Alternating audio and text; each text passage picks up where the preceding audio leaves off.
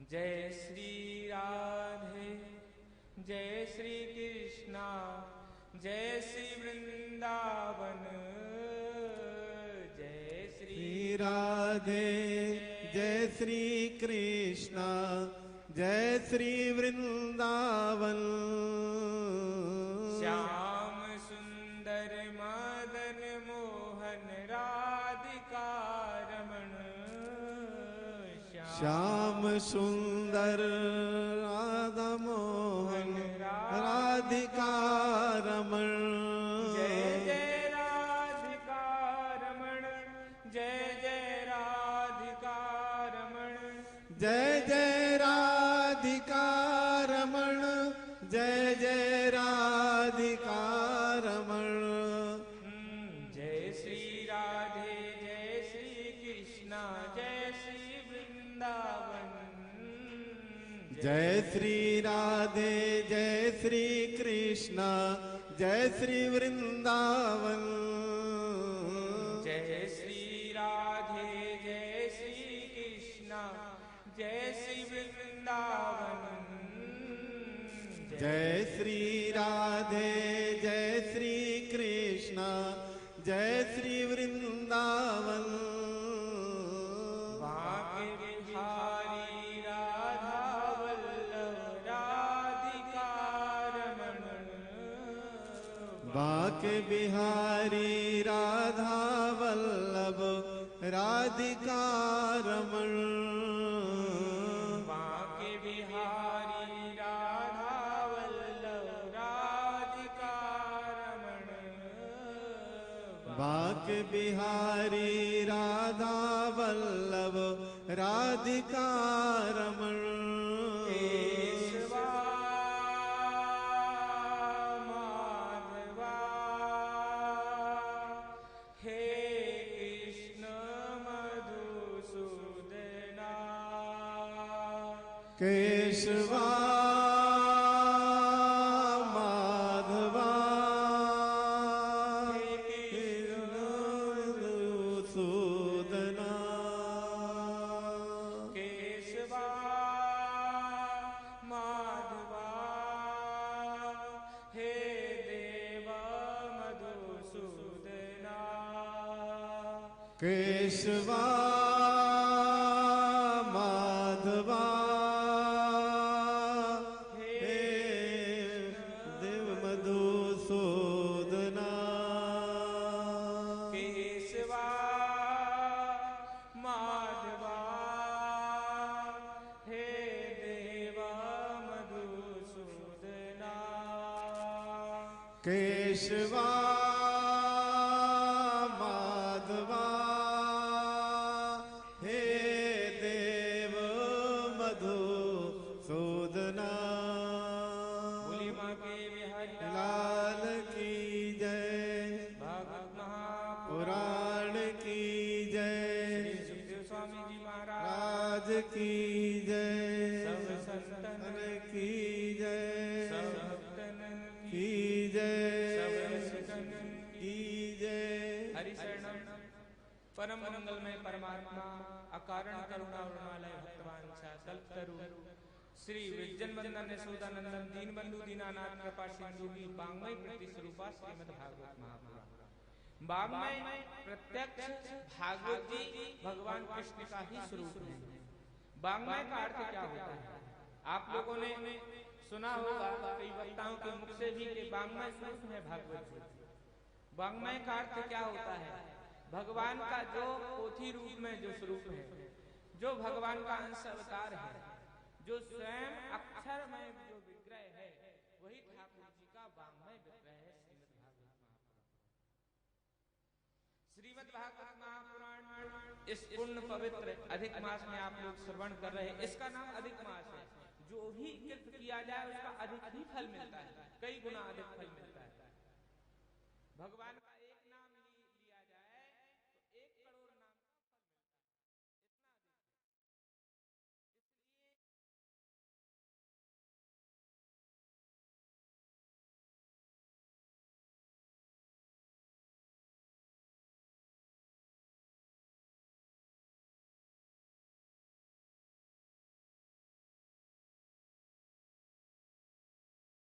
सुंदर अधिक मास बनाया। क्यों?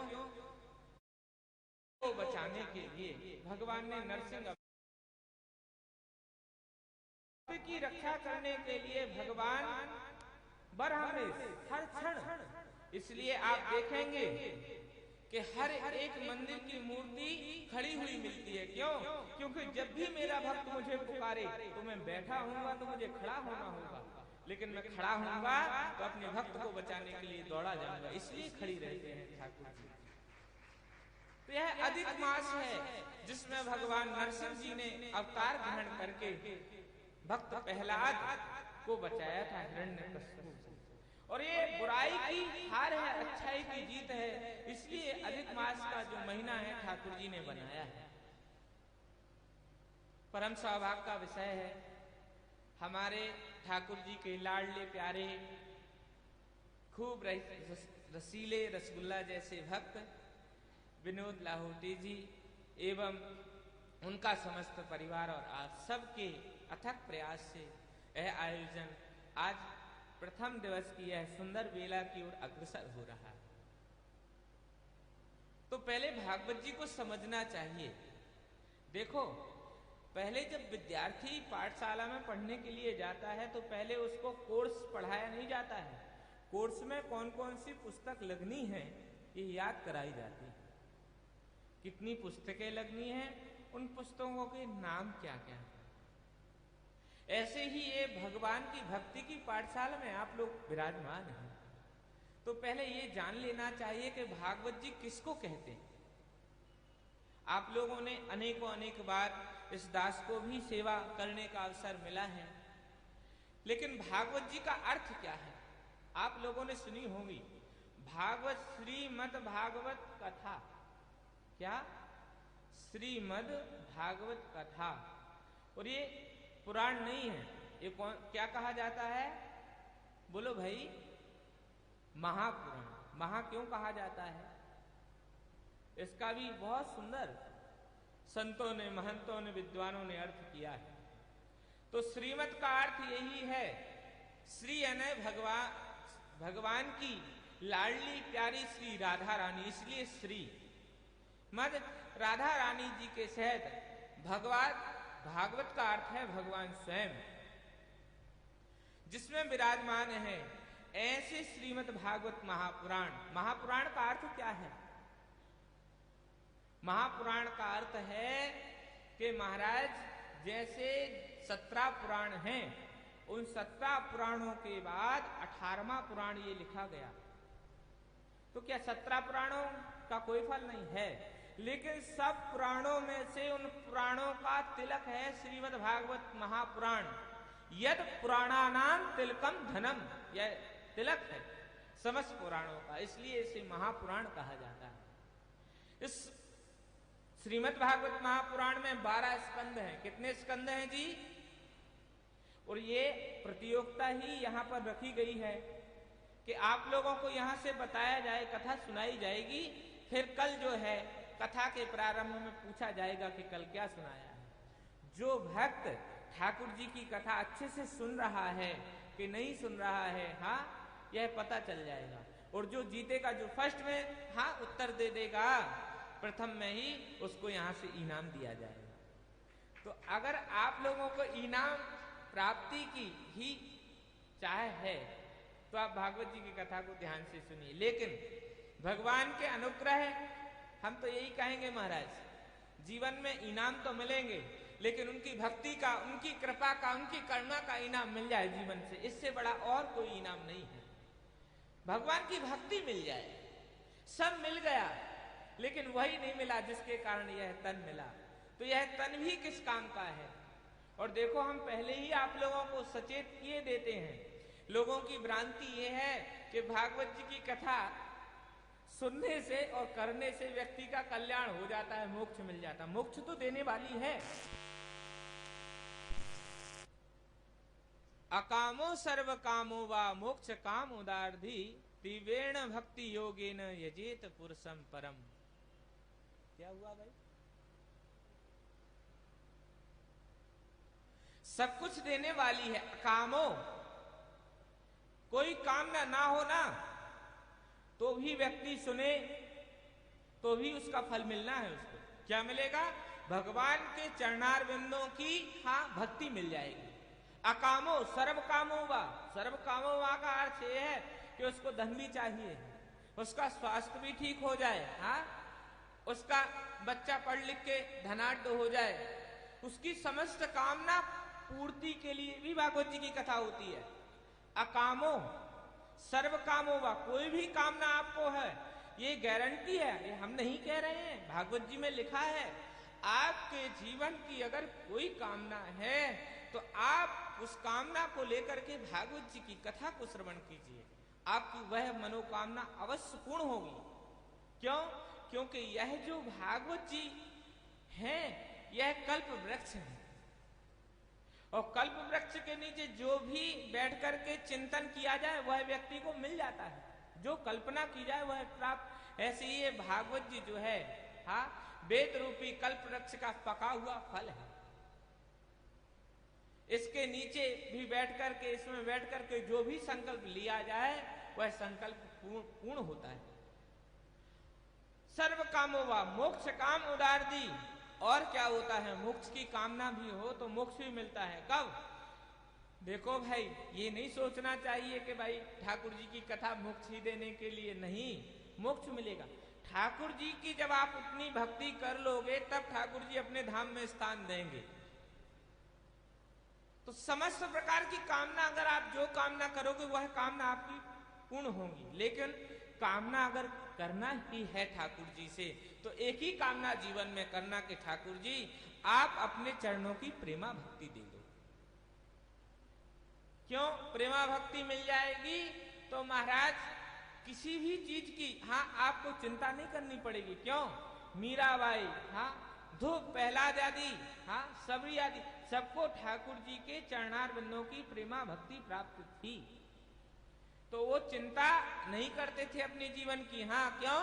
चिंता हमें अपनी नहीं, चिंता उन्हें हमारी है, क्योंकि हमारा रक्षा करने वाला गोवर्धन गिरधारी है। इसलिए जीवन में ठाकुर जी की चरणार बिंदों की प्रेमा भक्ति मिल जाए। भागवत जी की कथा जिस कामना से सुनी जाए वह कामना पूर्ण होती है। अब आप लोगों की कामना क्या क्या है? आप लोग संकल्प लेकर के बैठ सकते हैं, जो भी संकल्प हो जीवन का। यह भी संकल्प हो सकता है कि जीवन की बुराइयां छूट नहीं रही हैं, कितने जीवन में कितने अनुष्ठान कर लिए, कितना जतन कर लिया, लेकिन बुराइयां जा नहीं रही हैं। ठाकुर जी, हम आपकी कथा में बैठे हैं, हमारे जीवन की बुराइयों को आप मिटा दीजिए, हमें आप अपना दास बना लीजिए, हमारे जीवन की बुराइयां मिट जाएं, आपकी भक्ति आ जाए जीवन में, आपका नाम स्मरण होने लगे जीवन में, ऐसी कृपा करिए। श्रीमद् भागवत महापुराण की कथा समस्त प्रकार की कामना को पूर्ण करने वाली है, ऐसी कथा है। और हम पहले ही बता दें आप लोगों को, भागवत जी में 12 स्कंद हैं। कितने स्कंद हैं जी? बोलो भाई। 12 स्कंद हैं, 335 अध्याय हैं। कितने अध्याय हैं? 335 अध्याय हैं, 18,000 श्लोक हैं। कितने श्लोक हैं? और आप लोगों से यही प्रार्थना है, भागवत जी के प्रसंगानुसार आप लोगों को कुछ अच्छी बात बताई जाएंगी। हो सके तो एक पेन और कापी भी अपने पास रखिए। जीवन का यह अमूल्य समय है, क्या पता कौन सी बात ठाकुर जी इस मुख से निकलवा दें और आपके जीवन में परिवर्तन आ जाए। खाली समय जब हमें मिले तो हम उन प्रसंगों को देखते रहें, पढ़ते रहें, ज्यादा अच्छा है। तो भागवत जी में कितने स्कंद हैं? अध्याय कितने हैं? श्लोक कितने हैं? भागवत जी में 3 वक्ता और 3 श्रोता हैं। कितने जी? बोलो भाई। 3 वक्ता। पहले श्रोता जो हैं वो सौनकादि 28,000 ऋषि मुनि हैं और वक्ता हैं श्री सूत जी महाराज। दूसरे श्रोता और वक्ता श्री सुखदेव स्वामी जी महाराज वक्ता हैं और राजा परीक्षित श्रोता हैं। और तीसरे वक्ता और श्रोता जो हैं वह मैत्रेय महर्षि जो हैं वह वक्ता हैं और विदुर जी महाराज श्रोता हैं। तो कितने वक्ता श्रोता हुए भाई? हाँ, ये त्रिवेणी है, संगम है यहाँ पर, तो ये याद रखना है। देखो भागवत जी आपने सुनी है, लेकिन भागवत जी सुन करके हमारे हृदय में बस जाए, वह है सुनना। अच्छा देखो भागवत जी में लिखा है पिबत भागवत रसमालयम, भागवत की कथा को पिया जाए। सुनने के लिए नहीं लिखा है, क्या लिखा है? पिया जाए। जिस चीज को पी लिया जाए वो हमारे अंदर रहती है कि नहीं? जो आप खाना खाते हो, जो पानी पीते हो, उसका अंश आपके रक्त में जाता है। ऐसी ही एक कथा है भागवत जी की, इसको पी लिया जाए तो इसका जो रस बनेगा वो आपके खून में हरदम के लिए विराजमान हो जाएगा और वह आपका जीवन दिनों दिन उत्तरोत्तर वृद्धि की ओर जाएगा, भगवान की ओर जाएगा, सत्कर्मों की ओर जाएगा। इसलिए भागवत जी की कथा पीने का विधान। तो ऐसे भागवत जी की कथा है जिसमें 12 स्कंद हैं, 335 अध्याय हैं और 18,000 श्लोक हैं। बात समझ में आ रही कि नहीं आ रही है ना? बराबर। तो ऐसे भागवत जी की कथा है। अच्छा, भागवत जी की कथा में पहले महिमा का वर्णन है। महिमा जानते हैं? जैसे कोई आपका रिश्तेदार हो, बड़ा उदार हो, तो उसकी वो महिमा हो गई कि भैया वो बहुत उदार है। कोई भी व्यक्ति उसके पास आता है, किस काम के लिए आता है, वह व्यक्ति उसका काम कर देता है। हाँ, कोई व्यक्ति उसके दरवाजे में आता है तो खाली हाथ नहीं जाता है। कोई व्यक्ति किसी व्यक्ति के घर जाए, वो बड़ा प्रेमी हो, तो उसकी वह महिमा हो गई। और तो और सुनो भाई, आपके जीवन में जितने भी रिश्तेदार होंगे जिनको आप चाहते हो, उनमें भी कोई ना कोई गुण होंगे, कोई ना कोई उनकी महिमा होगी। जिन भी व्यक्ति को आप चाहते हो और तो और जितने भी पद पदार्थ को आप चाहते हो, उनके भी गुण होते हैं, उनकी महिमा होती है। गुण का अर्थ है महिमा। जीवन में जब तक आपको किसी की महिमा का पता ना चले, आपका रुझान उसकी ओर नहीं हो सकता। महिमा का अर्थ यही है कि उसके गुण क्या हैं। हाँ, जैसे भाई कोई भी वस्तु आप ले लें, कोई पदार्थ ले लें, कोई फल ले लें। जैसे अनार है, अनार का जूस पीने से क्या होता है? हाँ, रक्त बढ़ता है, पता है कि नहीं? वो महिमा हो गई उसकी। ऐसी ही भागवत जी की भी महिमा है कि हम भागवत जी की कथा सुनेंगे तो क्या होगा? हम 7 दिन के लिए समय निकालेंगे भागवत जी के लिए, तो 7 दिन का समय हम निकालेंगे तो भागवत जी की कथा से क्या होना है? कौन सा चमत्कार होगा? भागवत जी की महिमा क्या है? क्यों श्रवण करनी चाहिए? हमसे पहले किसने श्रवण की है? किसको कौन सा लाभ हुआ है? जैसे कोई औषधि है, औषधि का सेवन करने से लाभ होता है, ऐसे ही भगवान की कथा श्रवण करने से कौन कौन से लाभ हैं, इसका विशेष रूप से विवेचन किया गया है। उसका नाम है भागवत जी का महात्म्य, महिमा। जो भागवत जी के 6 अध्याय नहीं है, वो पद्म पुराण से लिए गए हैं भागवत जी में। किस पुराण से लिए गए हैं जी? बोलो भाई। पद्म पुराण से लिए गए। पद्म पुराण में भागवत जी की महिमा का वर्णन है। यद्यपि अनेकों अनेक पुराणों में भागवत जी की महिमा का वर्णन है, लेकिन पद्म पुराण में लिखा है कि 6 अध्याय के रूप में कि भागवत जी की महिमा क्या है, भागवत जी की कथा किसने श्रवण की, क्यों श्रवण की, श्रवण करने से किसका कल्याण हुआ, यह बताया गया है। और क्यों पद्म पुराण में महिमा की गई? क्योंकि पद्म पुराण में जो महिमा की गई है, अगर भागवत जी में ही अगर उस भागवत जी की महिमा का वर्णन होता तो शोभनीय नहीं होता। क्यों?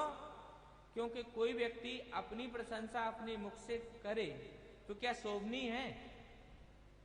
लोगों को ज्यादा उसके ऊपर विश्वास नहीं होती। लेकिन उस व्यक्ति की महिमा कोई और व्यक्ति करे कि वो व्यक्ति बहुत अच्छा है, तो महाराज मन में श्रद्धा हो जाती है। जैसे कोई संत बड़े चमत्कारी हों, हाँ, वो संत आ जाएं और संत कहें हम ऐसे हैं, तो आपका जल्दी से विश्वास उनके प्रति नहीं होगा। लेकिन उनकी महिमा बताई जाए कि वो किसी के, हाँ, अंग को देख लेते हैं, किसी की ओर देख लेते हैं तो उसके दुख मिट जाते हैं, कोई बताए तो श्रद्धा हो जाएगी कि हमारी ओर भी देखें। ऐसे ही भागवत जी की महिमा का वर्णन है कि किसने श्रवण की और श्रवण करने से किस व्यक्ति के जीवन के दुख दूर हो गए, किसने श्रवण की, इसका विशुद्ध रूप से विवेचन किया गया है। उसका नाम है भागवत जी महात्म्य। क्या नाम है जी? भागवत जी महात्म्य। महात्म्य की चर्चा है, बड़ी सुंदर चर्चा है। और भगवान जी कैसे हैं, पहले तो स्वरूप का वर्णन है। तो आइए चलते हैं भागवत जी के प्रथम श्लोक की ओर। आप लोग अगर बोल सकते हैं तो बोलिए पीछे पीछे। सच्चिदानंद रूपाय विश्वोत्पत्त्यादि हेतवे विश्वोत्पत्त्यादि हेतवे तापत्रय विनाशाय श्री कृष्णाय वयं नुमः। श्री कृष्णाय वयं नुमः। वाह भाई, बहुत अच्छे हैं। यहाँ तो ऐसा लगता है कि सबको भागवत जी आती हैं। हाँ, सब लोग बोल ले रहे हैं भागवत जी के श्लोक। तो भगवान जी कैसे हैं? सच्चिदानंद रूपाय, सत चित और आनंद स्वरूप परमात्मा है। सत किसको कहते हैं? अस्तिति सत, जो है वह सत है।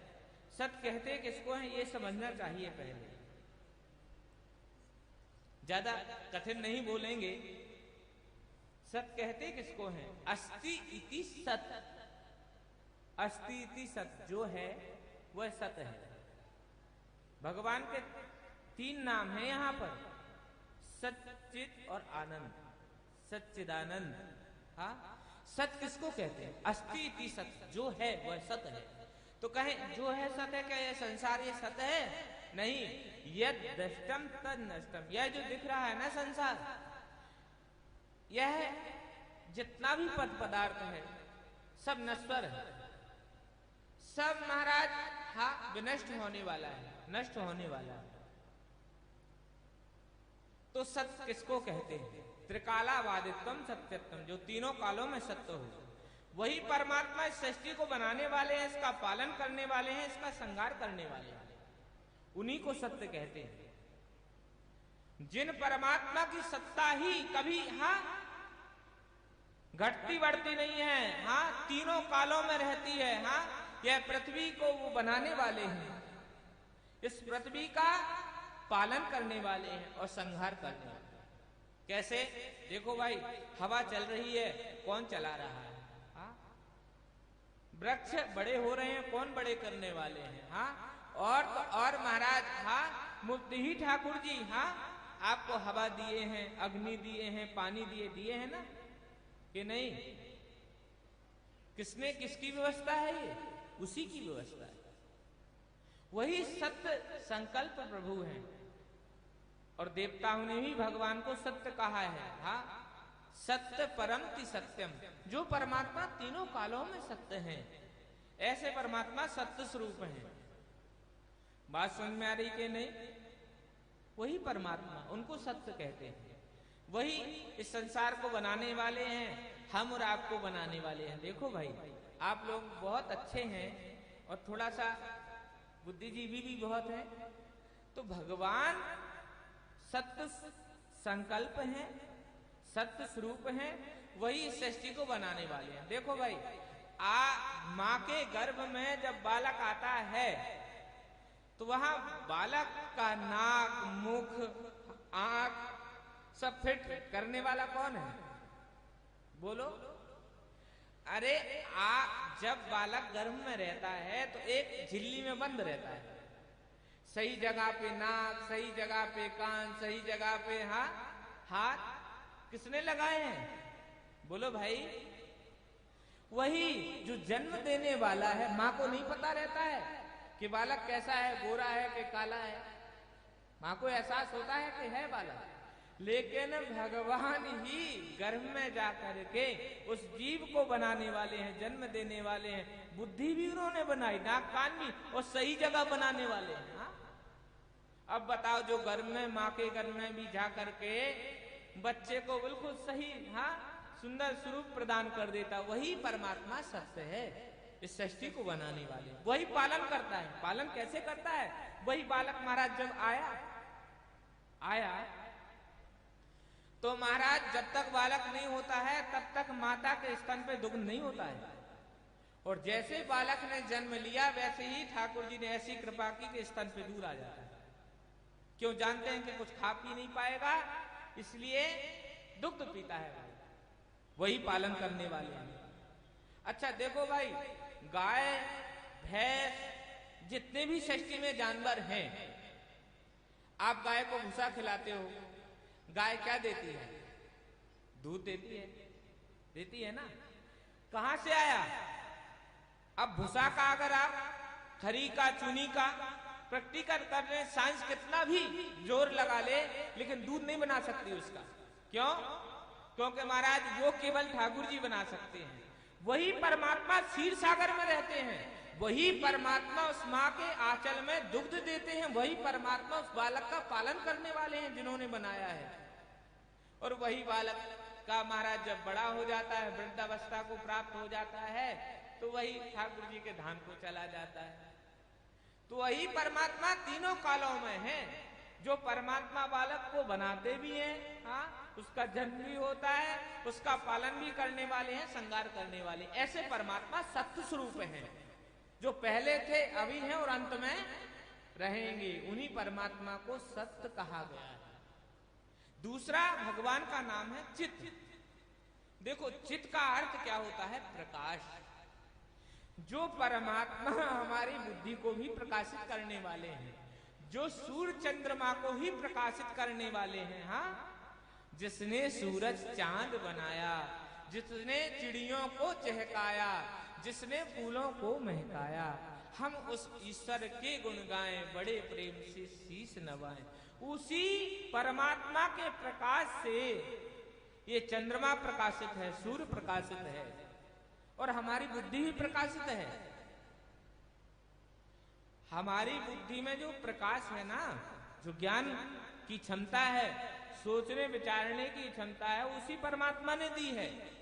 और वही परमात्मा प्रकाश रूप से हमारे बुद्धि में विराजमान है। उन्हीं परमात्मा का नाम है चित्त। और भगवान का तीसरा जो नाम है वो है महाराज आनंद। क्या नाम है जी? आनंद। आनंद का अर्थ क्या है? आनंददाति आनंदः, जो आनंद दे। ध्यान से सुनना। अब कहो महाराज आनंद का अर्थ क्या होता है? सोने, जागने, खाने पीने में जो आनंद आता है वो वास्तव आनंद आपके हृदय का आनंद है। आप पहाड़ों में चले जाओ, हाँ, क्या पहाड़ों में आनंद है? पहाड़ों में भी लोग रहते हैं, हाँ, खाने पीने में आनंद नहीं। आनंद अंदर की वस्तु है, आनंद बाहर नहीं है। आनंद कहाँ है? बोलो भाई, हमारे अंदर है। अब लोग जरूर, जैसे कस्तूरी रहती है मृग के अंदर और जब उसकी सुगंध फैलती है तो वो बाहर फिरती है, ऐसी ही जीव जो है अपने आनंद को बाहर खोजता है, लेकिन बाहर आनंद नहीं है। आनंद कहाँ है? अंदर। अच्छा ये बताओ, आपको सोने में आनंद आया तो बाहर आया कि अंदर आया? खाने में आनंद आया तो अंदर आया कि बाहर आया? बोलो भाई। हाँ हाँ, अंदर ही आया। जितने भी पद पदार्थ हैं, इंद्रियों के भोग हैं, सबके सब आनंद आपको अंदर ही आएगा, बाहर नहीं आ सकता। तो वही परमात्मा आनंद स्वरूप हमारे अंदर में विराजमान है। अब देखो, उन जो आनंद स्वरूप परमात्मा हैं उनका अनुभव कैसे किया जाता है? तो परमात्मा जो हैं उन्होंने सृष्टि में अपना आनंद का एक बिंदु छोड़ दिया। ध्यान से सुनना, ज्यादा कठिन तो नहीं बोल रहे ना, सबके समझ में आ रहा है? उन परमात्मा ने खाने सोने जागने में अपना एक आनंद छोड़ दिया है। देखो आप लोगों को बहुत अच्छी बात लगेगी, संत कहते हैं देखो भाई, जीवन में आपको सोना अच्छा लगता है।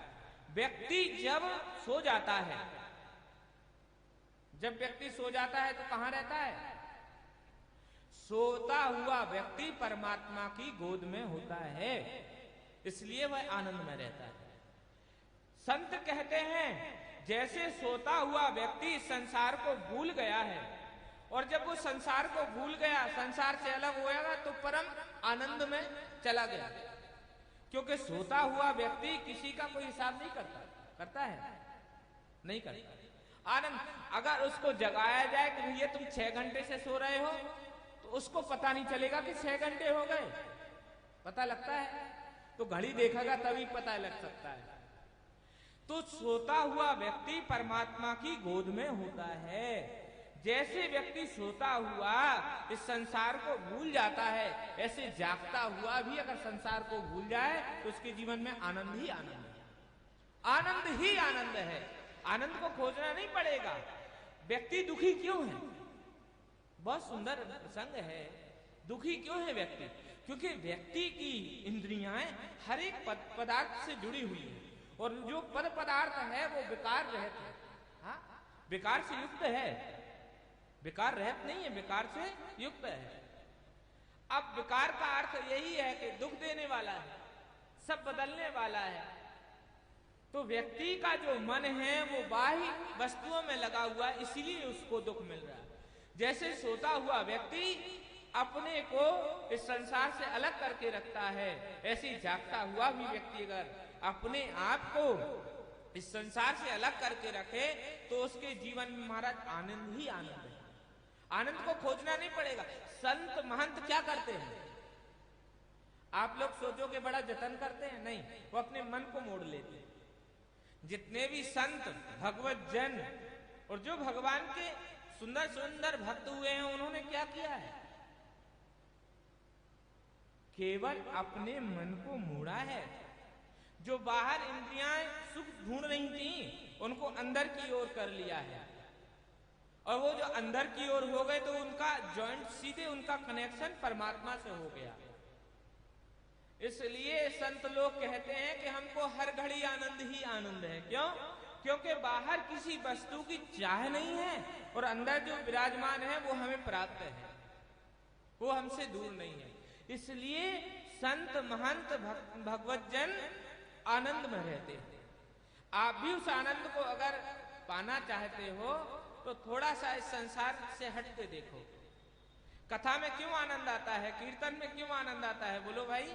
क्योंकि हम 3 घंटे के लिए, 4 घंटे के लिए संसार को भूल जाते हैं। और जब व्यक्ति संसार को भूलता है, अपने कामों को भूलता है, तो महाराज वो आनंद में रहता है। क्यों? इंद्रियां अगर विकार से जुड़ी हुई होंगी तो वो दुख ही पहुंचाएंगी, लेकिन वही इंद्रियां अगर साक्षात भगवान ठाकुर जी से जुड़ जाएंगी, कथा से जुड़ जाएंगी, तो वही हमें सुख पहुंचाने लग जाएंगे। उन्हीं परमात्मा का नाम आनंद है जो हमें मिल रहा है। और वही आनंद परमात्मा की यहां से आया हुआ है। आपके जो नल में जो पानी आ रहा है वो कहां से आ रहा है? आपकी टंकी से आ रहा है। ऐसे ही ये जो आपको आनंद मिल रहा है, ये परमात्मा की यहां से ही, क्योंकि आनंद परमात्मा का स्वरूप है। वही परमात्मा आनंद स्वरूप है। जो आनंद सिंधु सुख राशि सीकर ते त्रैलोक सुपासी। आनंद का अर्थ यही है, आराम। क्या है? बोलो भाई। आराम सब लोग चाहते हैं कि नहीं? आस्तिक हो या नास्तिक हो, सब लोग चाहते हैं कि महाराज हमें आराम मिलना चाहिए। कहते हो कि नहीं? आराम का अर्थ क्या है? कहो आराम। क्या भाई? राम जी आ जाएंगे तो हमें आराम मिल जाएगा। जीवन में आराम तो चाह रहे हो, लेकिन राम को बुलाने का प्रयत्न नहीं कर रहे हो, इसलिए दुखी हो। वही परमात्मा आराम कहिए आपके, राम जी आ जाओ। और जब राम जी आ जाएंगे तो महाराज राम जी कौन है? जो आनंद सिंधु सुख राशि। वही तो आनंद के सिंधु हैं, सुख के राशि हैं। जब वो मिल जाएंगे तो फिर और किसी चीज की लालसा जीवन में नहीं रह जाएगी। क्यों? क्योंकि अब वही आनंद सागर मिल गया। ये जितने भी भोग सुख हैं प्रकृति के, वो मात्र बिंदु हैं। अब बताओ, किसी व्यक्ति को इतना सा सोना मिल जाए तो बड़ा खुश हो जाता है। डायमंड मिल जाए छोटा सा, बड़ा खुश हो जाता है ना? नहीं हो जाता है। वो कहीं महाराज उसको खजाना ही मिल जाए तो डायमंड का पूरा तो कितना खुश। ऐसे ही ये जितने भी इंद्रिय के सुख हैं, प्रकृति के सुख हैं, ये सब के सब बिंदु के समान हैं। वह वो परमात्मा सिंधु के समान है।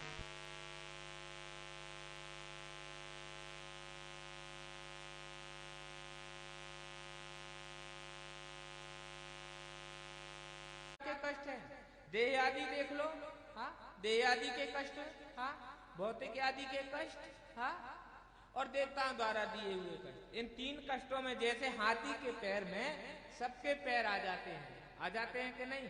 हाथी से बड़ा पैर किसी का नहीं है, हाँ, हाथी के पैर में सबके पैर आ जाते हैं। ऐसे ही ये तीन प्रकार के कष्ट हैं, ताप हैं, उनमें पूरे ताप पूरे कष्ट आ जाते हैं। तो महाराज ठीक है, ये कष्ट तो तीन प्रकार के हैं, लेकिन ये नष्ट कैसे होते हैं? तो कष्ट नष्ट हो जाएंगे आपके, उसके लिए एक सूत्र है, श्री कृष्णाय वयम नमः। कि एक बार श्री जी के सहित भगवान श्री बालकृष्ण प्रभु को हम प्रणाम करें हम सब, तो हमारे तीन प्रकार के ताप नष्ट हो जाएंगे। श्री कृष्णाय वयम नमः हम सब प्रणाम करते हैं। देखो जीवन में, ये हम नहीं कह रहे हैं, भागवत जी कह रही हैं भाई, अगर आपके जीवन में कष्ट है, तीन प्रकार के कष्ट हैं, बड़ी बीमारी हो गई नहीं ठीक हो रही है, तो आप श्रद्धा के अनुसार भगवान राधा कृष्ण को प्रणाम करिए, आपका कष्ट बीमारी ठीक हो जाएगा। क्यों? भागवत जी प्रणाम है, यहाँ प्रमाण है, भागवत जी कह रहे हैं श्री कृष्णाय वयम नमः कि अगर व्यक्ति के जीवन में तीन प्रकार तापत्रय विनाशाय श्री कृष्णाय वयम नमः, तीन प्रकार के ताप हैं, अगर हम भगवान को प्रणाम करते हैं तो हमारे तीन प्रकार के ताप नष्ट हो जाते हैं। और ताप कब होते हैं? जब व्यक्ति के पाप ज्यादा होते हैं तभी ताप होते हैं। कष्ट व्यक्ति को मिलते हैं उसके किए हुए पाप कर्म के अनुसार।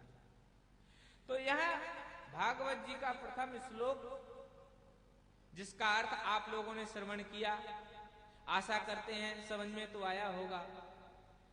सच्चिदानंद रूपाय विश्वोत्पत्त्यादि हेतवे तापत्रय विनाशाय श्री कृष्णाय वयम नमः। भगवान का नाम है सच्चिदानंद, करते क्या है? विश्वोत्पत्त्यादि हेतवे, विश्व की उत्पत्ति पालन करते हैं, और तापत्रय विनाशाय, तीन प्रकार के तापों को नष्ट करते हैं। ऐसे श्री कृष्णाय वयम नमः, ऐसे हम श्री जी के सहित भगवान कृष्ण को प्रणाम करते हैं। इसके बाद वेद व्यास जी लिखते हैं, यम प्रव्रजन्तमनुपेतमपेत कृत्यम द्वैपायनो विरह कातरयाजुहावा पुत्रेति तन्मयतया तरवोभिनेन्दुस् तम सर्वभूत हृदय मुनिमानतोस्मि। भगवान श्री सुखदेव स्वामी जी महाराज को प्रणाम किया गया। इसके बाद में कथा प्रारंभ होती है महात्म्य की। देखो आप लोग जो हैं कथा को बड़े रसीले ढंग से श्रवण कीजिए। रसीले ढंग से यही है कि समझ में आना चाहिए महाराज। कथा में पहले श्लोक में मंगलाचरण किया गया। मंगलाचरण करने से किसी प्रकार का कोई विघ्न नहीं आया, इसलिए मंगलाचरण हुआ। इसके बाद में श्री सुखदेव स्वामी जी महाराज को प्रणाम किया गया है। इसके बाद एक सत्र लगा हुआ है नैमिषारण्य क्षेत्र में। नैमिषे सूतमासीन मविवाद्य महामतिम। नैमिषारण्य क्षेत्र है, उसमें 88,000 ऋषि मुनि महात्मा विराजमान हैं। उन्हीं 88,000 ऋषि मुनि महात्मा के मध्य में श्री सूत जी महाराज बैठे हुए। उन सूत जी महाराज के पास में एक ऋषि मुनि महात्मा उठ करके गए, हाथ जोड़ करके प्रार्थना करके कह रहे हैं। क्या कह रहे हैं? अज्ञान ध्वांत विध्वंस सूर्य कोटि समप्रभा सूताख्यायी कथा सारम मम कर्ण रसायनम। हे सूत जी महाराज, हम आपको प्रणाम करते हैं। तो सूत जी ने कहा प्रणाम क्यों कर रहे हो? उन्होंने कहा अज्ञान ध्वांत विध्वंस, हमारे अज्ञान रूपी अंधकार को ध्वस्त करने के लिए आपका जो ज्ञान है कोटि सूर्य समप्रभा, करोड़ों सूर्य के समान है, इसलिए कृपा करके सूताख्यायी कथा सार। सूत जी महाराज, ऐसा आख्यायी ऐसी कोई कथा हमें सुनाइए जो शास्त्रों का सार हो और हमारे कानों को अच्छा लगे। मम कर्ण रसायनम, ध्यान से सुनना भाई, मम कर्ण रसायनम, हमें अच्छी लगे। देखो, जो व्यक्ति जैसा होता है उसको वैसी ही बातें अच्छी लगती हैं, पता है कि नहीं? आपके जीवन में अगर किसी की निंदा चुगली करने की अगर आदत बनी हुई है तो आपको दूसरों की निंदा चुगली करने की ही आदत पड़ी रहेगी। सुनने की आदत है तो कहने की भी पड़ी रहेगी। हाँ, क्योंकि जो सुना जाता है वही कहा जाता है। जो सुनोगे तो दिल में भर जाएगा और जो दिल में भरा होगा वही मुंह से निकलेगा। तो जीवन में महाराज जिसकी आदत जो सुनने की होती है वही उसकी आदत कहने की होती है। तो सूत जी महाराज से प्रश्न किया कि सूताख्यायी कथा सारम मम कर्ण रसायनम, ऐसी कथा कहिए जो कानों को अच्छी लगे। अब अच्छा लगना तो बहुत कुछ है महाराज, लोगों को हास्य परिहास भी अच्छा लगता है, यत्र तत्र और भी चीजें अच्छी लगती हैं, लेकिन भगवान के भक्तों को केवल भगवान की कथा ही अच्छी लगती है। क्यों? जिनसे प्रेम होता है उनका गुणानुवाद कितना भी सुना जाए तो मन नहीं गाता है। आपका बच्चा अच्छा काम कर दे, आपका नाती कोई अच्छा काम कर दे, कोई व्यक्ति बताए आपके सामने और आपको पता भी हो, तो आप उससे दोबारा पूछते हैं हाँ क्या कह रहे हैं हमारे पोते के बारे में, तो सुनने की इच्छा होती है। क्यों होती है इच्छा? क्योंकि उससे प्रेम है। ऐसे ही हमारा भगवान से प्रेम हो जाएगा तो भगवान की कथा सुनने की भी इच्छा हमारे अंदर से हो जाएगी। तो भगवान से प्रेम होना चाहिए। सूत जी ने कहा कि प्रभु सूताख्यायी कथा सारम मम कर्ण रसायनम, हमें भगवान से प्रेम है इसलिए हम उनकी कथा सुनना चाहते हैं, और ऐसी वैसी कथा नहीं सुनाइएगा आप। भक्ति ज्ञान विराग आप तो विवेको वर्धते महान, जो हमारे जीवन में भक्ति ज्ञान और वैराग को बढ़ा दे। भक्त तो यही चाहते हैं महाराज कि भक्ति बढ़ जाए, ज्ञान बढ़ जाए, वैराग बढ़ जाए। जैसे धनी लोग सोचते हैं कि हमारा पैसा बढ़ जाए, ऐसे भक्त लोग सोचते हैं कि हमारे जीवन में भक्ति बढ़ जाए। तो जीवन में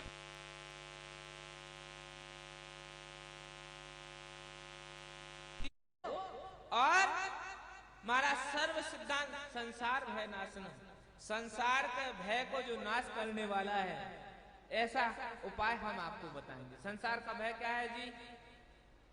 पता है नहीं?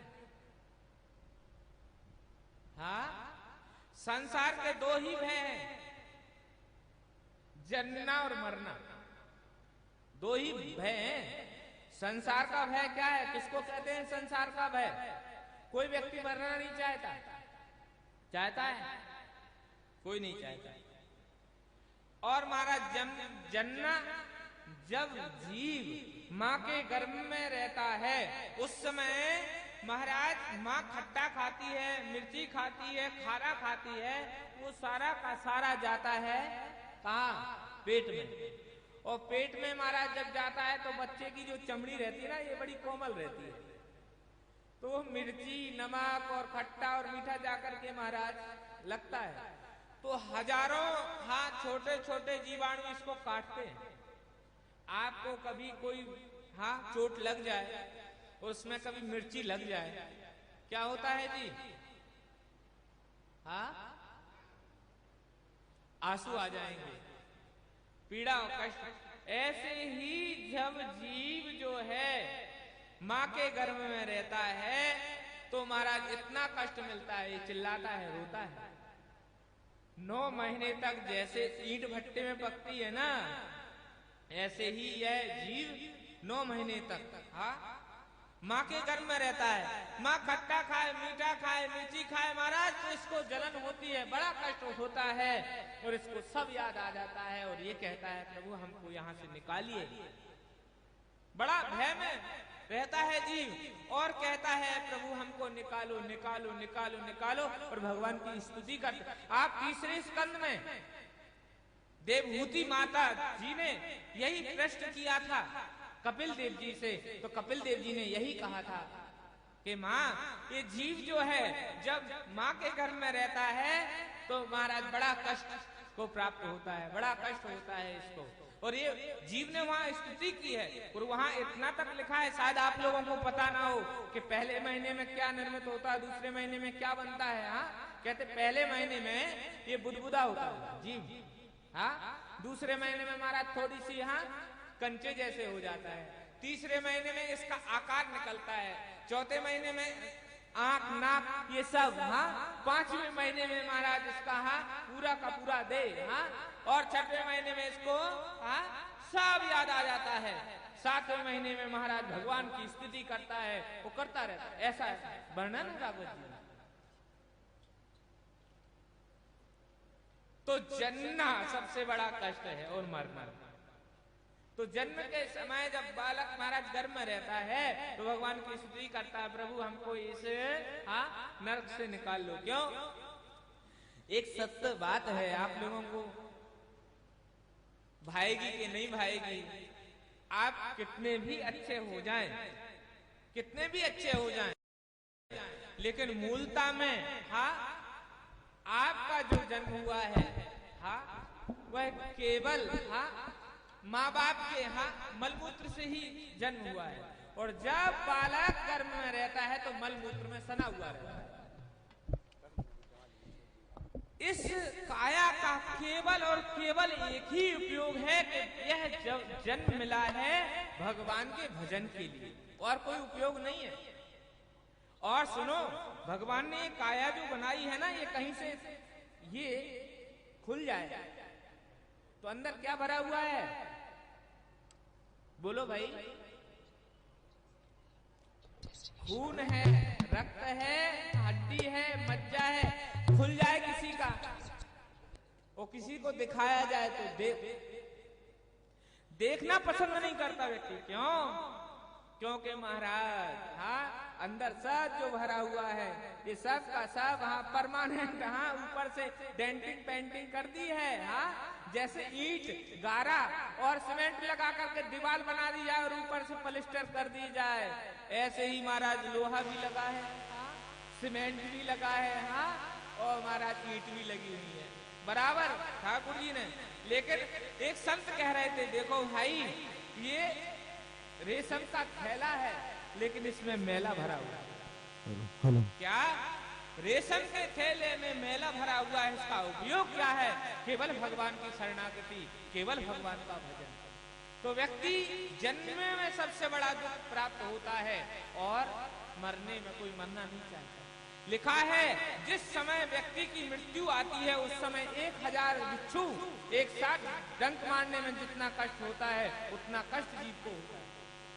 आप लोगों ने कई जगह देखा होगा, कोई लघु शंका दीर्घ शंका कर लेता, आंखें खुली हुई रहती हैं। क्यों? मृत्यु के समय में वही हाल होता। और देखो भाई, बड़ा सुंदर सिद्धांत है भगवान का। क्या सिद्धांत है भगवान का? अगर आपने भगवान का नाम लिया होगा,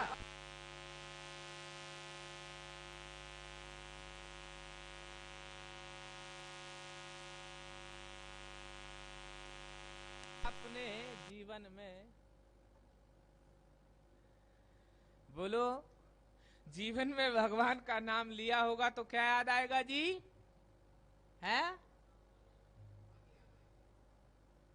और पाप कर्म किए होंगे तो लिखा है गरुड़ पुराण में कि जिस समय व्यक्ति की मृत्यु होती है उस समय उसके पाप आ जाते हैं।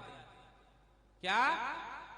जिस समय जीव की मृत्यु होती है उस समय व्यक्ति के पाप आ जाते हैं, खड़े हो जाते हैं, और एक एक पाप याद, भगवान याद नहीं आते। वहां उसके पाप आ जाते हैं। अगर उसने भगवान का भजन किया है तो भगवान आ जाते हैं और भगवान उसको उसकी बुद्धि में रहते हैं।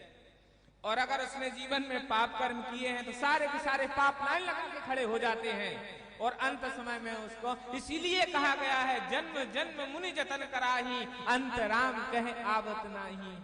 अंत में कितने भी लोग रटाएं राम राम, एक बुढ़िया थी, उसने कई भगवान का नाम नहीं लिया, लड़के बच्चे सब अंत समय में आए, पोते भी आ गए, बच्चे भी आ गए, पड़ोसी भी आ गए, सब लोगों ने कहा अंतिम समय आ गया, गंगा जल पिला दिया जाए। और क्या किया जाए महाराज?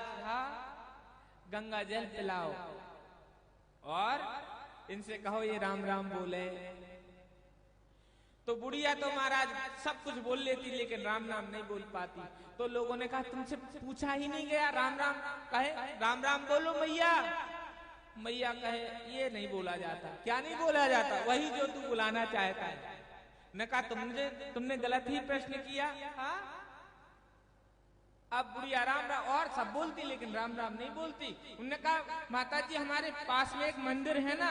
कहले हाँ है। अच्छा उसमें कौन विराजमान है? उन्होंने कहा वही विराजमान है जो उसमें विराजमान रहते हैं। लेकिन भगवान का नाम आ जाए, जीवन की सार्थकता क्या है कि हम अंतिम समय में पास हो जाएं। पास कब होंगे? जब जिह्वा में भगवान का नाम होगा। और नाम कब आएगा? जब हमारी उनसे लगन होगी। नहीं तो महाराज अंत में भगवान का नाम नहीं आता है। और एक संत ने कहा ना राम नाम लीनो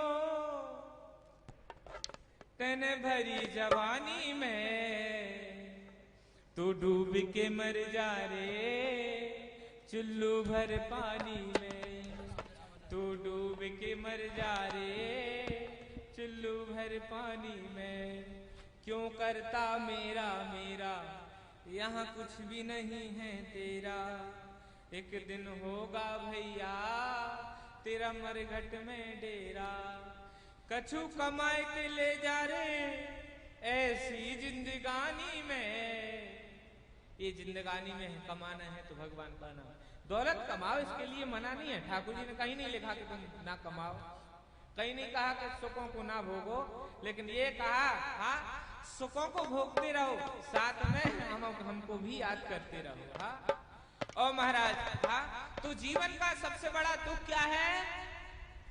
जन्ना और मरना।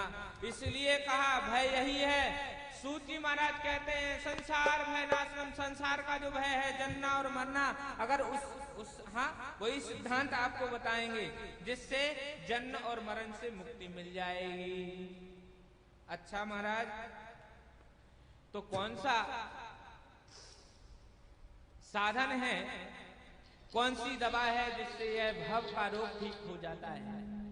तो बताया काल व्याल मुखग्रास त्रास निर्णास हेतवे, श्रीमद् भागवते शास्त्रम कलौ कीरेण भासितम्।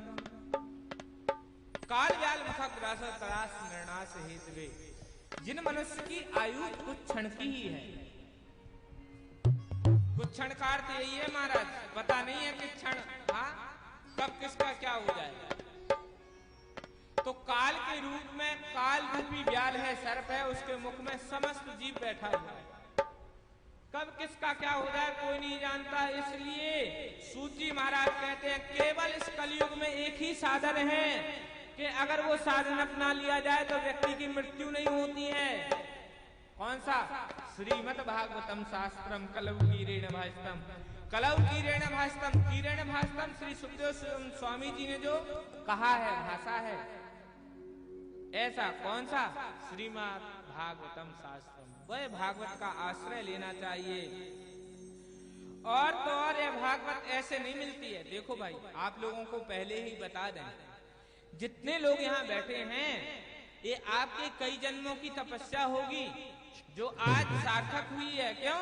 हम नहीं कह रहे, यहाँ लिखा है श्लोक जन्मांतरे भवेत् पुण्यम तदा भागवतम लभेत्। जन्म जन्मांतर के पुण्य जब उदय हो जाते हैं तब भागवत की प्राप्ति होती है। जन्म, जन्मांतरे बहुवचन है। बहुवचन का अर्थ है ये जन्मांतरे, बहुत जन, कितने जन पता नहीं कितने, बहुत। जन्मांतरे भवेत पुण्यम, जो आपने भवेत, जो पुण्य हुए हैं आपसे, हाँ, तब कहीं जाकर के यह सुंदर भागवत जी का, हाँ, सुअवसर आप लोगों को प्राप्त हुआ है। तदा भागवतम लभित, और ये भागवत कोई ऐसी रहस्य नहीं है। हाँ, जिस समय श्री सुखदेव स्वामी जी महाराज राजा परीक्षित को यह भागवत जी की कथा सुना रहे थे, उसी समय देवता लोग आ गए। ध्यान से सुनना।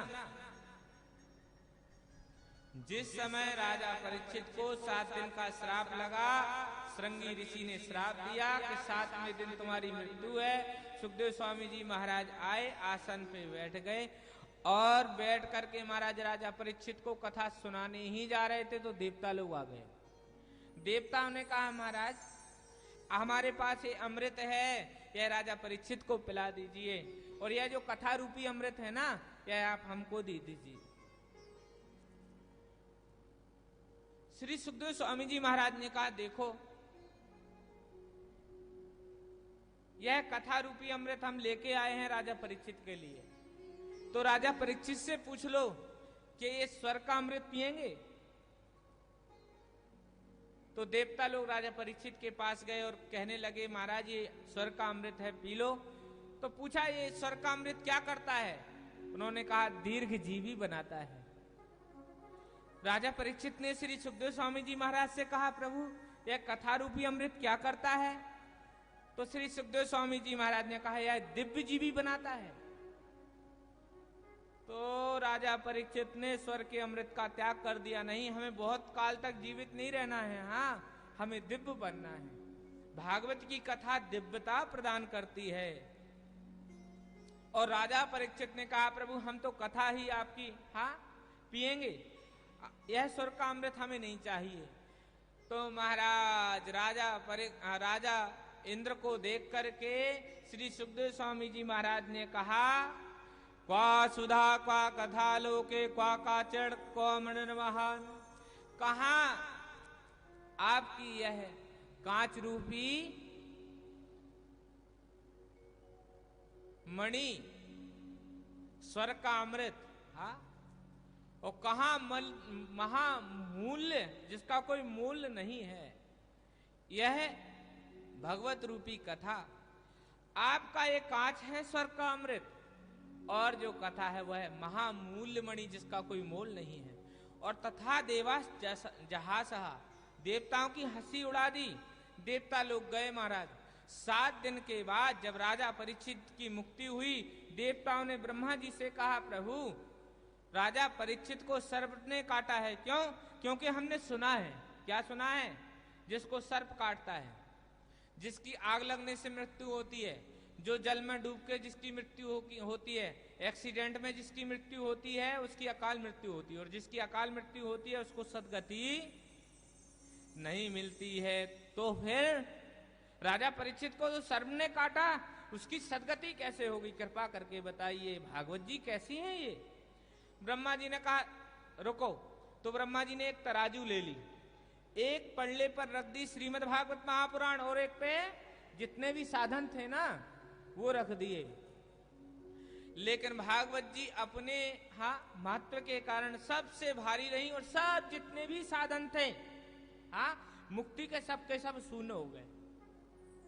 यह देख करके ब्रह्मा जी ने हाथ जोड़ा और कहा, देवताओं से हाथ जोड़ो, प्रणाम करो। क्यों? ये भागवत जी कोई पोथी नहीं है। तेने यंग बांगमयी मूर्ति प्रत्यक्षा वर्तते हरि, ये भगवान का स्वयं बांगमय स्वरूप है, शब्दमय विग्रह ही है, इसको प्रणाम करो। समस्त देवताओं ने प्रणाम किया है। और महाराज सूत जी ने कहा, सुनो ऋषियों, यह जो सप्ताह विधि जो है, यह नारद जी महाराज ने सनकादि ऋषियों से सुनी थी। किनसे सुनी थी जी? सनकादि ऋषियों से। ब्रह्मा जी ने पहले सनकादियों को बनाया। सनकादि आज भी 4-4 वर्ष के हैं, छोटे छोटे से। और भगवान का नाम लेते रहते हैं। और नारद जी महाराज जिनको दक्ष ने श्राप दे दिया था, क्यों? दक्ष के पुत्रों को जब बाबा जी बना दिया उपदेश करके, तो दक्ष ने श्राप दे दिया, नारद जी महाराज आप एक जगह ठहर नहीं पाओगे। तो महाराज श्राप लगा हुआ है, तो हाथ जोड़ के प्रार्थना की सूत जी महाराज से शौनकादि ऋषियों ने कि क्या नारद जी महाराज को चलते चलते उपदेश दिया सनकादि ऋषियों ने कि एक जगह बैठे, कृपा करके बताइए। और नारद जी महाराज ने सप्ताह विधि क्यों सुनी, कृपा करके आप हमको बताएं। तो यहां श्री सूत जी महाराज कहते हैं,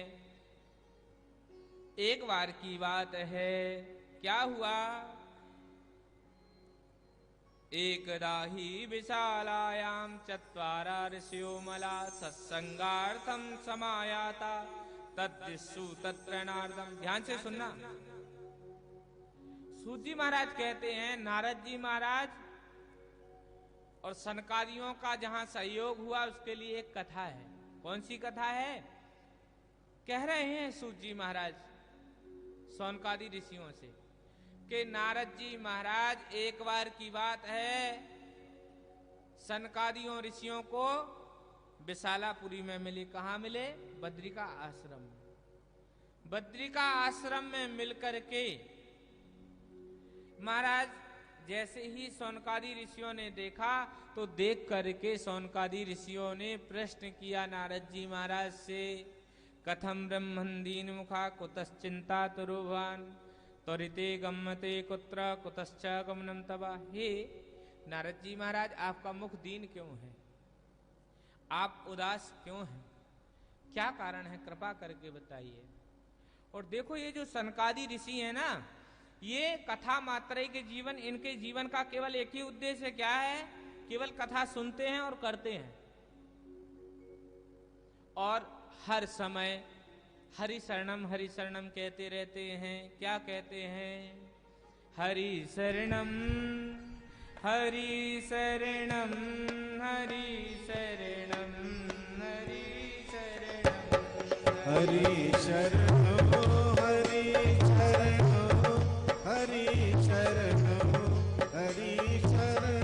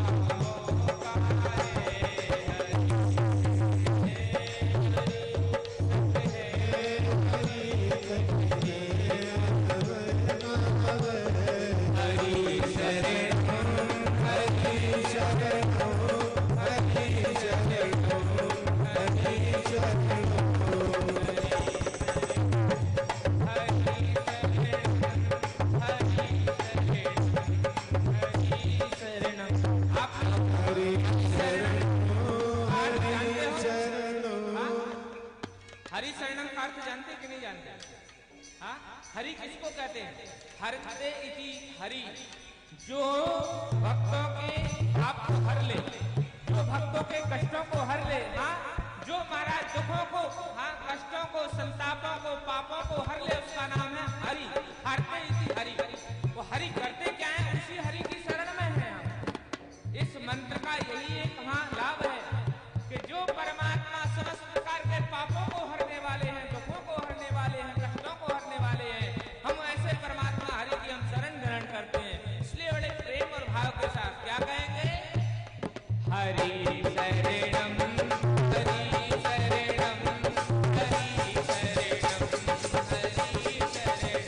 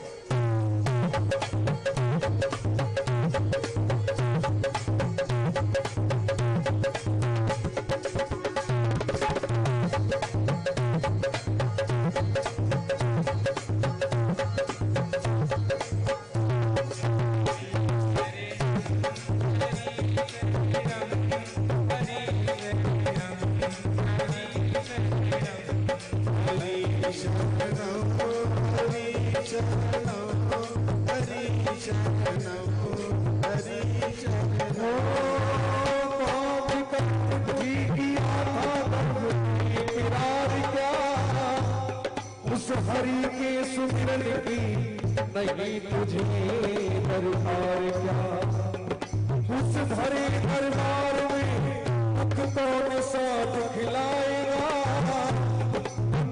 जी आया था खाली हाथ जाएगा, सोचता ये संसार हमारा होगा, ये प्रेम तेरे परिवार तुम्हारा होगा।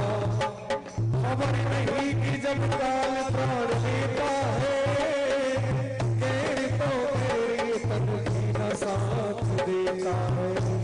हरि शरणम हरि शरणम हरि शरणम हरि हरि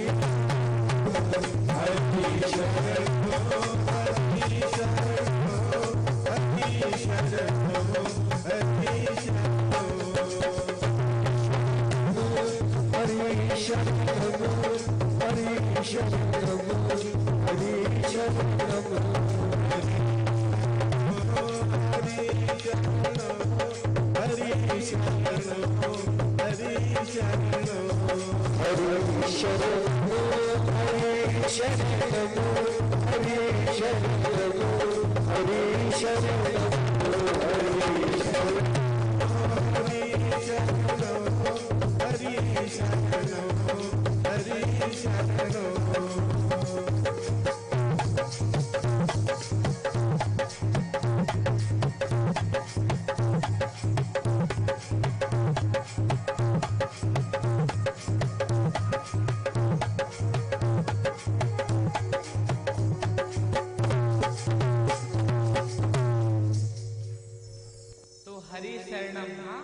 जपते रहते हैं। और महाराज देखो भाई, हाँ, जीवन में सबसे अच्छा पल कौन सा है? बता भाई, कौन सा पल है अच्छा? जब महाराज संत मिल जाए। हाँ, किसी ने कहा है, अरे संतन के संग संग लाग रे, तेरी अच्छी बनेगी, संतन के संग लाग रे। हर संतन के संग लाग रे, हो तेरी अच्छी बनेगी, संतन के संग लाग रे, हो तेरी अच्छी बनेगी।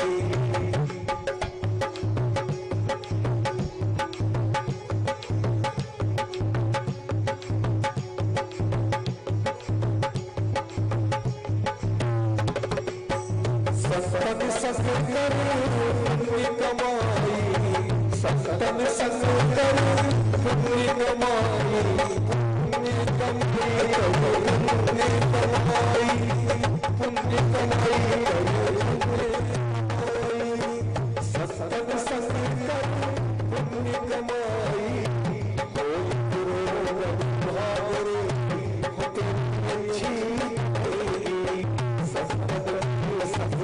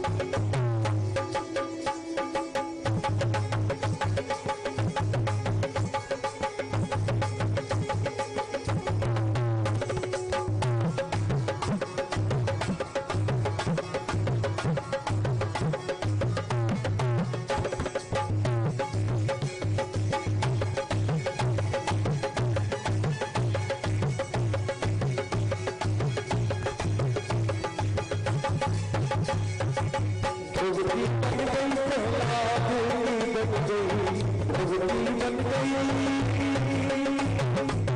भगवती बन गई प्रहलाद की बन गई, प्रहलाद की बन गई, प्रहलाद की बन गई, बन गई प्रहलाद की बन गई। हरि सिमरन में जागरे, हरि सिमरन में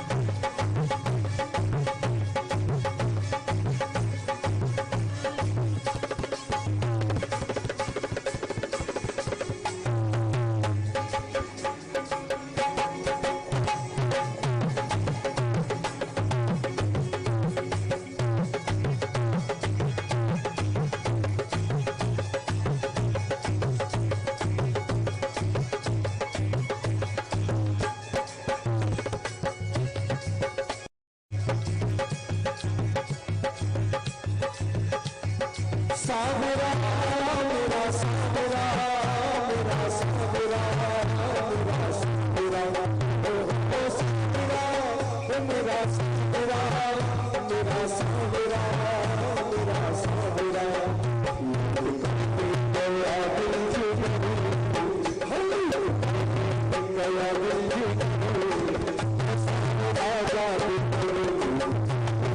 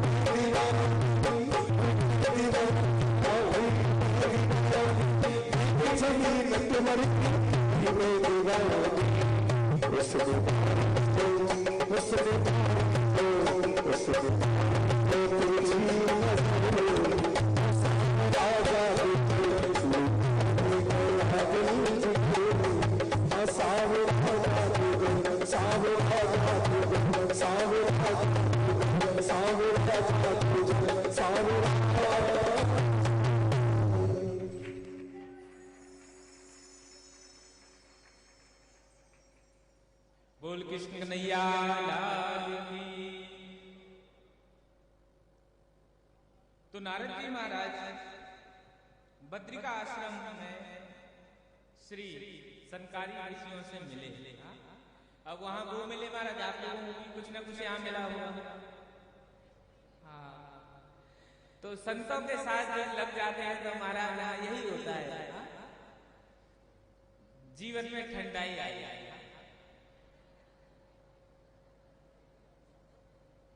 तो यहाँ संत से संत मिले। हाँ, कहते हैं संत से संत जब मिलते हैं तो क्या भगवान की चर्चा होती है। संसारी से संसारी मिलेंगे तो संसार की वार्तालाप करेंगे। लेकिन महाराज आज जो सनकादि ऋषियों ने नारद जी को देखा तो नारद जी का मुख उदास, आंखों से अश्रु धारा बह रही थी। नारद जी महाराज बड़े ही कौतूहलवश जल्दी जल्दी सांस ले रहे थे और महाराज जा रहे थे। जैसे ही सनकादि ऋषियों ने देखा तो उन्होंने कहा, कथन दीन मुख मुखा कुतश्चिन्तातुरो भवान् त्वरितं गम्यते कुत्र कुतश्च गमनं तव। हे नारद जी, आपका मुख दीन क्यों है? आपको क्या चिंता है? कृपा करके बताइए। कथम ब्रह्मण्यम मुखा कुतश्चिन्तातुरो गम्यते गमते। आप कहाँ जा रहे, कहाँ से आ रहे, कृपा करके बताइए। नारद जी ने जैसे ही देखा महाराज सनकादियों को, नारद जी महाराज ने तो दोनों हाथों से अपने आंसू पोंछते हुए देखते ही महाराज हाथ जोड़ लिए, प्रणाम किया और प्रणाम करते ही कहा कि हे भाइयों, मैं इस दुख का जो कारण मैं आप लोगों को बताता हूँ। तो नारद जी ने अपने दुख का कारण सनकादियों को बताया। क्या बताया? अहम तो पृथ्वीम्यातो ज्ञाता सर्वोत्तमाम। मैं मृत्यु लोक गया और मृत्यु लोक में जाकर के मैं सब जगह गया। सनकादियों ने कहा कहाँ कहाँ गए? तो यहाँ बता रहे हैं हरिक्षेत्रम पुष्करम च प्रयाग काशीम गोदावरी। पुष्कर गया, प्रयाग गया, काशी गया, गोदावरी गया, हरि क्षेत्र गया, कुरुक्षेत्र गया, लेकिन महाराज जहां भी गया वहां मुझे सुख नहीं मिला। क्यों? कलयुग का जो मित्र है अधर्म वो तीर्थों में वास करने लगा, इसलिए तीर्थों की ऐसी हालत देखी तो मैं सब तीर्थों के दर्शन करते करते वृंदावन पहुंच गया। कहाँ पहुंच गए? बोलो भाई। ओ महाराज, जैसे वृंदावन का नाम लिया तो पूछा नारद जी ने, अरे तुम वृंदावन गए थे? कहा हाँ महाराज, मैं वृंदावन गया था। और वृंदावन में महाराज क्या होता है? राधे राधे चारों ओर से आवाज आती है। जो लोग गए हैं उनको पता है। कुछ लोग तो थोड़े से समय के लिए गए थे। हम तो ठाकुर जी से ऐसी प्रार्थना करते हैं कि जीवन का उत्कार जो है वो वृंदावन में बीते। ठाकुर जी के चरणारविंदों में बीते, खूब भजन करें। तो देखो भाई, नारद जी ने कहा कि मैं वृंदावन, और जो वृंदावन का नाम लिया महाराज सनकादि तो नाचने लगे और क्या कहने लगे? अरे वो वृंदावन गए थे जहाँ से प्रभु ये भी लीला करके गए हैं। उस वृंदावन में गए थे जहाँ पर राधा रानी का हुक्म चलता है। और महाराज राधा रानी, वहां तो सब लोग राधे राधे कहते। राधे क्यों कहते हैं?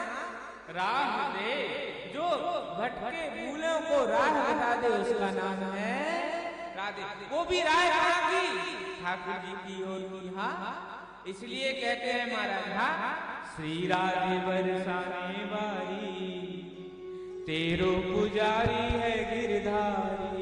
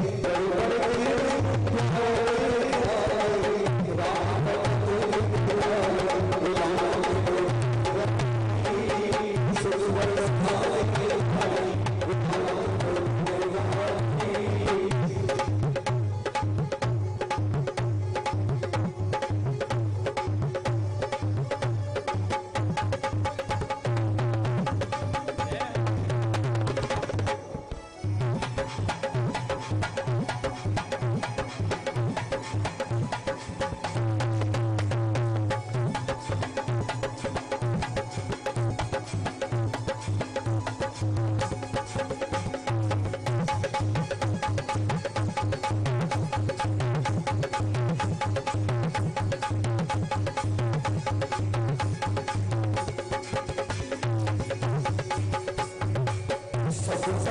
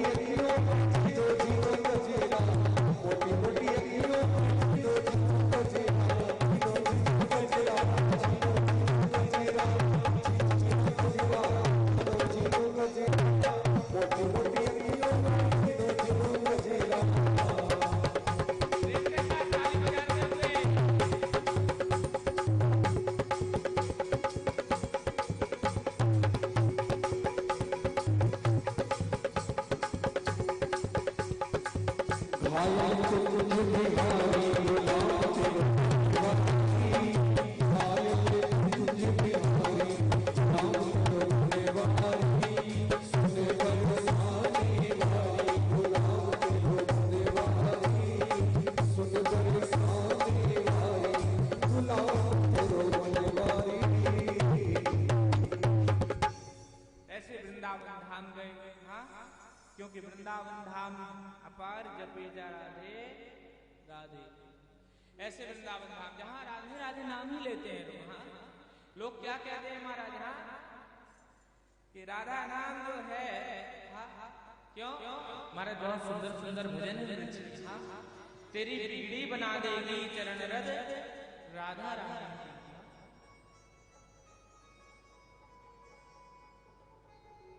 तो राधा रानी जहाँ नाम राधे राधे रटते रहते हैं, उस वृंदावन में थे नारद जी ने कहा मैं उसी वृंदावन, अच्छा तुमने क्या देखा वहां पर?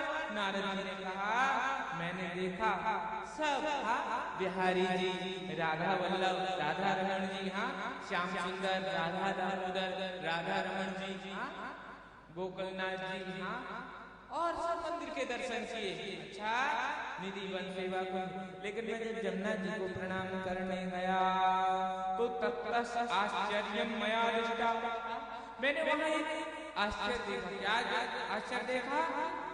कि एक युवती खिन्न मन से बैठी हुई थी, रो रही थी, उसके गोद में दो वृद्ध महात्मा लेटे थे और महाराज बहुत सारी स्त्रियां पंखा लेकर के जल रही थी और समझा रही थी कि तुम मत रो, तुम मत रो, तुम मत रो, लेकिन वो जो बीच में बैठी हुई युवती रोती ही जा रही थी, रोती ही जा रही थी।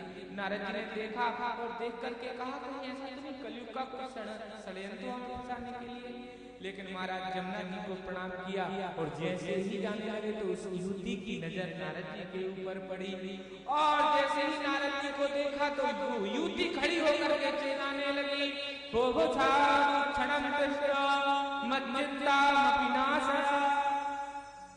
हे साधु, हे नारद जी महाराज रुक जाइए, क्षण भर के लिए रुक जाइए, हाँ, मत चिंता विनाशया, मेरी चिंताओं का नाश करिए। क्यों?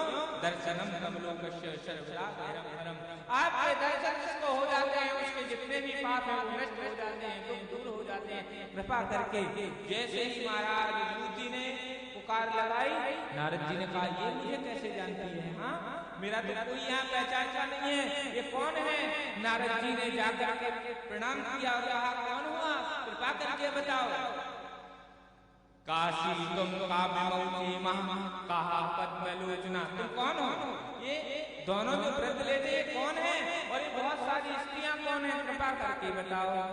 उस युवती ने अपने दोनों हाथों से आंसू पोंछते हुए कहा, हम भक्ति दीक्षाला इमौ में तन्यो मतौ ज्ञान वैराग्य नामानो काले। हे नारद जी महाराज, मैं भक्ति और मेरे ये दोनों पुत्र हैं ज्ञान और वैराग्य, जो बूढ़े हो गए हैं, ज्ञान और वैराग्य नाम काली युग के कारण इनका कोई ग्राहक नहीं, इसलिए ये वृद्ध हो गए, वृद्ध अवस्था को।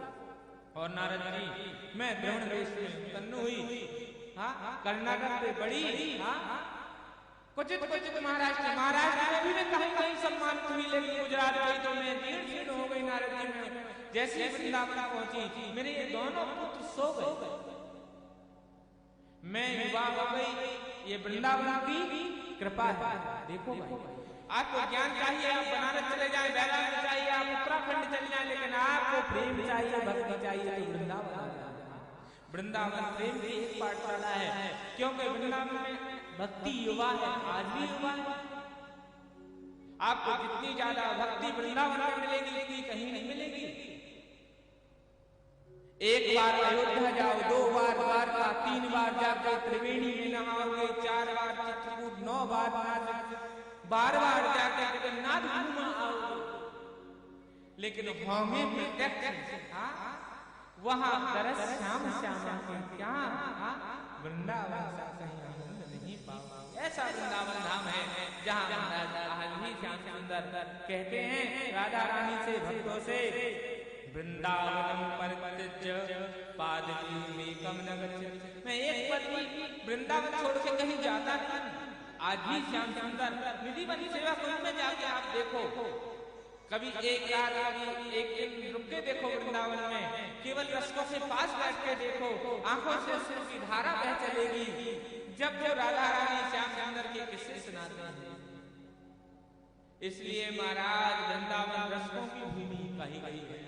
रसखान मुसलमान संत हुए रसखान, ऐसी रसमयी भूमि है। आज भी आप वृंदावन जाओ, मीरा देवी का मंदिर है, जाके देखिए वृंदावन, आके देखिए वृंदावन। अब जो लोग गए हैं महाराज, वो लोग जानते हैं, जो लोग जाना चाहते हैं उनके लिए महाराज फिर से हाँ कार्तिक मास के बाद में 84 यात्रा है। आप सब लोगों का वहां से निमंत्रण है, आप लोग आ सकते हो। जो लोग रह गए हैं उनके लिए महाराज बोलो राधे राधे, और धीरे से बोलो ऐसा।